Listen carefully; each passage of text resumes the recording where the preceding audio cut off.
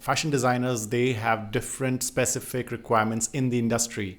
We are going to figure out how to be a step up from other applicants while you're applying for a position in the industry.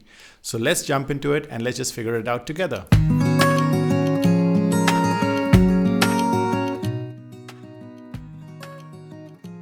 Learn about what are the different types of industries that is there in a fashion designer's business. Be it from a label, if you want to have your own label in future, then you can actually work for a designer first of all, get a couple of years of experience, build some connections, and then from there you can actually get into launching your own label. And if you're looking for working in an export setup or a brand, then there are different ways of getting into it. And within that, as a designer, as a fashion designer, you will also need to figure out what category that you are really interested and inclined towards at. Then you also need to understand the kind of industry there are.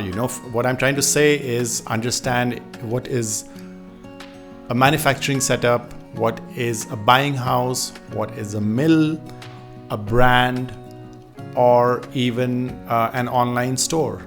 So all these things you really need to understand. You need to understand maybe from your seniors and get all the intel and understand what is the activity that goes on, what are the day-to-day activities that is required for a designer to contribute into that industry.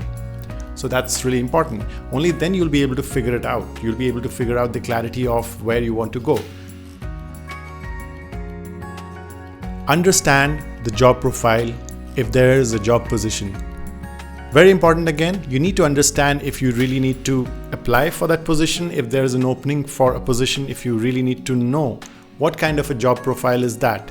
Is it a designer profile? Sometimes it is a very, the positions that is uploaded are a little confused profile. So you need to have that clarity. Is it a designer profile or is it a designer come merchandiser? Sometimes you have that profile as well. So apply for it, but then please do ask them questions. What do they mean by a designer come merchandiser? Or if they are saying designer or product development. Sometimes you'll be confused between a product development profile as opposed to a designer profile. Your resume is super important, where it gives the idea of your skill while you are narrating your story. So your resume needs to indicate your area of interest and also mention your additional advantages of you being that designer who is suitable for this company. It is not that the company is going to hire you because you need a job. It's not that. The company is only going to hire you if they feel that you fit well in their profile of solving a problem. Remember, there is no way that you can think of, a designer's job is going to be just fun and dilly-dally. Never. There is a problem, and hence you are hired for that. It goes for every profile, not just designers, but I'm just generally sharing that. It goes for every profile, be it a marketing position, a management position. Similarly, it is for a designer also to understand it is a problem-solving position. So there are problems, there will be problems, and you will be facing those issues which you are supposed to solve within your own skills, which is the requirement of that company at that moment. So figure that out. So in your resume, do mention about that specific tagline which is stating the interest of that position, that opening that has been posted. So keep that in focus. If you have to do a little tweaking in your resume, if, for example, if the category is for a women's wear profile, to fit into that, what you can do is you can just take up and highlight your women's wear projects more, and just tweak a little bit, but then you can highlight that work more than the other work. So that ways it'll catch the attention of the employer. It is very important because there are hundreds of resumes that are posted during the same time when you are posting that resume of yours. So to catch the attention, those keywords are important. You need to mention that same profile, and only then the data that has been collected will be filtered out based on the keywords. So keep that in mind to mention the profile that you're looking at.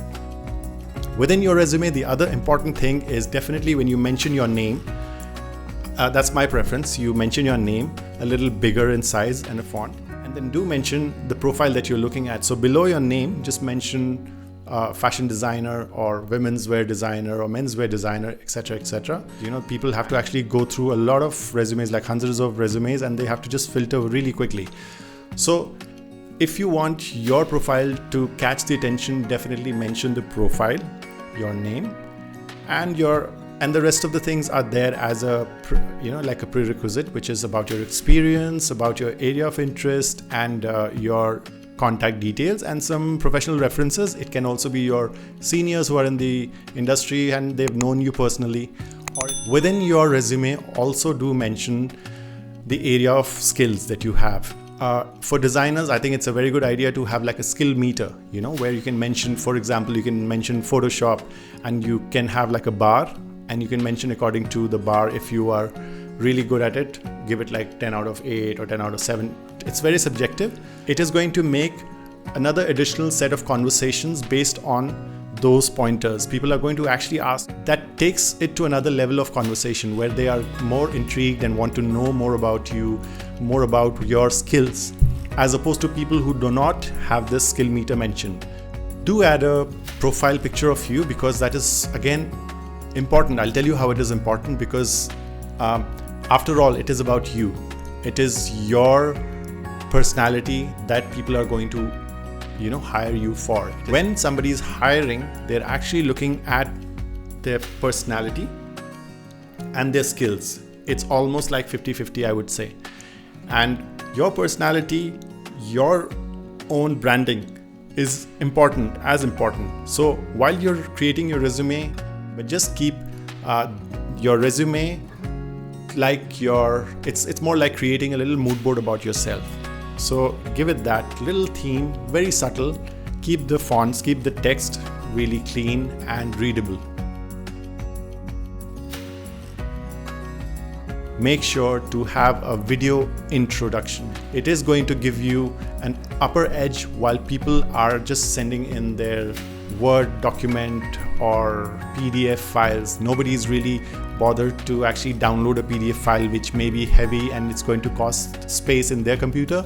Rather, you create a video intro, create a little YouTube channel of yours, and you can always do your videos in that. A sleek, crisp cover letter. What is it that you have contributed while you were a student or while you have worked in these companies before?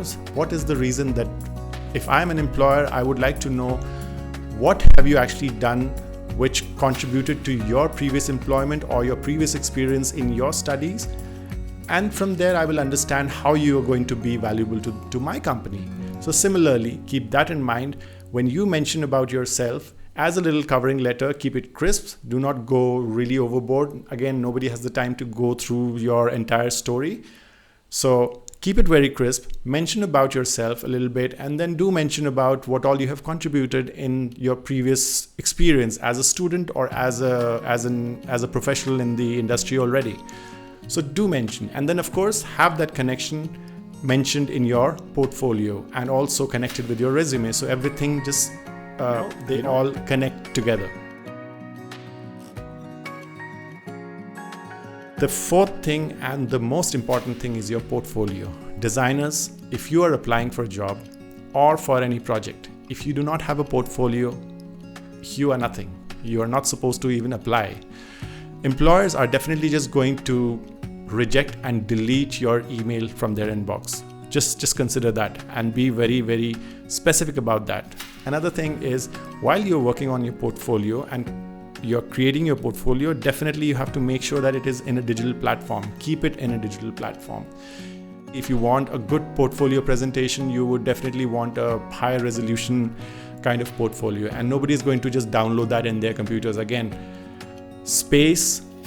file space is another currency, I will say, going on right now. People want to buy file space. People have to create and accommodate file space. Nobody is going to keep your portfolio into their file. Even if I see a portfolio, if I feel that it is very heavy to download, I'll not download that and I'll not keep it in my computer, and I'll just delete it, and your application is gone.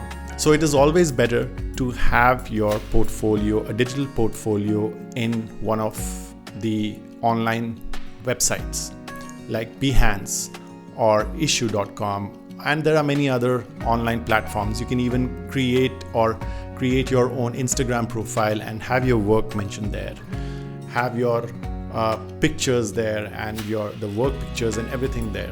Create a YouTube profile and do all your research and everything, put them into a video. That will be more interactive and more eye-catching. While you're uploading your portfolio on a social site, for example like Behance or Issue or any of these platforms, there are chances that the website may be discontinued and then your work will be lost. So ensure that you also have your own domain space and create a website.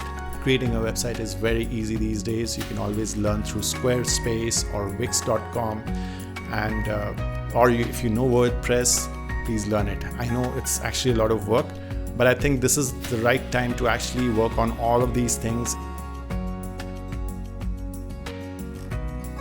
Learn photography. If your work is really thought-provoking and really inspiring, but if your pictures are down, if your pictures are of lower quality, I will definitely not really prefer the person because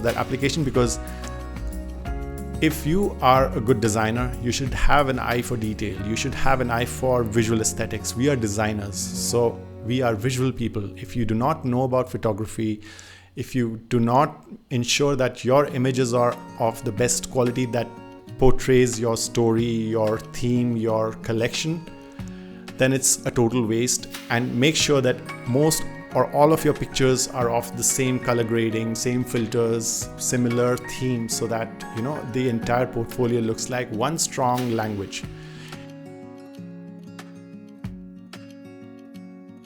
The worst quality of work is actually considered as yours during an interview, so just remember that. So keep that consistent quality of your pictures, keep consistent quality of your video.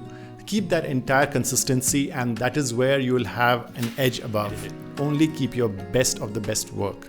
Be it very less, be it just a couple of pictures or be it just a couple of projects. Have all your work which is focused towards the employment that you're looking at. Again, as an employer, I will never be interested to see what you have done in school or something, but I would definitely like to see that what you can actually do for me or my company. How can I relate your work with my company or with my brand or with my market? So that is how it goes. So whenever you're applying, just keep that in mind, that it is all aligned with where you're applying. All right. Keep it more visual. Keep it like highest of picture quality, great filters, all that. Let the images talk the story, and keep the text very minimal, just maybe some keywords, minimal words, and let the images talk, because we are again designers and it's all about our work, which is all visual. It's going to be sketches, mood boards, or flat sketches, and prints, graphics, all those things put together. These are all visual material. And then you have a little bit of content about the story, the theme, and a little bit of justification of what you are actually doing, so that it's kind of self-explanatory. But keep your text minimal and keep it visual heavy. To summarize and to conclude, I will say that have your resume in place, super crisp, have your video introduction, have your portfolio, and have your cover letter. If you are doing these, then everybody knows that you are actually putting in that extra effort and you care about those little details about your profile. You care about that standard that you want to create about you, yourself, your profession, and your entire presentation. So with that, we wrap up, and I hope this tutorial was useful for you. Do keep your comments and in the comment section below, and that would really be a great way of interacting with you all. And I wish you all the best.